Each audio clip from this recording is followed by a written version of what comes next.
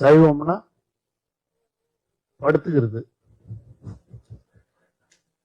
வைணவம்னா நின்னுங்கிறது. நின்னுங்கனா 5, படுத்தா 10.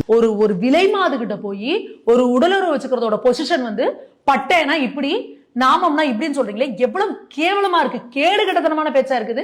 இதுல வேற அவரே திருப்பி திருப்பி வேலையா சொல்லிக்கிறாரு, இங்க பெண்கள்லாம் இருக்காங்க, பெண்கள் எவ்வளவு வக்கரங்க உங்க மனசுல. உங்க வீட்டு பொம்பளைங்களுக்கு முன்னாடி இன்னொரு ஆம்பளைங்க இதெல்லாம் பேசினா நீங்க ஒத்துப்பீங்களா? ஒரு அவையில பேசுற பேச்சா இது?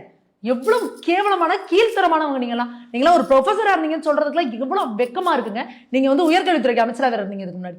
உங்களுக்கு கீழே இருக்க ஆசிரியர்களா எப்படி இருப்பாங்க? அப்புறம் ஸ்கூல்ல இருக்க ஆசிரியர்களா வந்து பொம்பளை பிள்ளைங்க மேல கை வைக்காம என்ன பண்ணுவான்?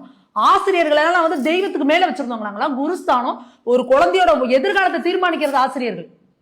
அப்ப அப்பேற்பட்ட நீங்க இந்த மாதிரி ஒரு கேவலமான வக்ர புத்தியோட இருந்தீங்கன்னா அப்ப உங்களுக்கு கீழே இருக்கிறது எப்படி இருப்பாங்க? எப்படிங்க நீங்க ஒரு மேடையில இந்த மாதிரி பேசலாம்? அங்க இருக்கிற பெண்கள் எந்த அளவுக்கு ஒரு அநாகரிகமா, எவ்வளவு அசௌகரியமா வந்திருப்பாங்க.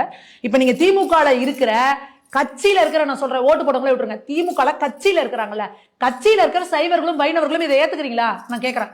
அவர் சொல்றது கரெக்ட் தாங்க. பட்டேனா இந்த பொசிஷன், நாமோனா இந்த பொசிஷன் நாங்க ஏத்துக்கிறோம், நீங்க ஒத்துக்கிறீங்களா? தினம் போய் உங்க பூஜை ரூம்ல சாமி மாடத்துல போயிட்டு இந்த விபூதியை திருமணம் எடுத்து நீங்க வைக்கிறப்போ உங்க உடம்பு கூசல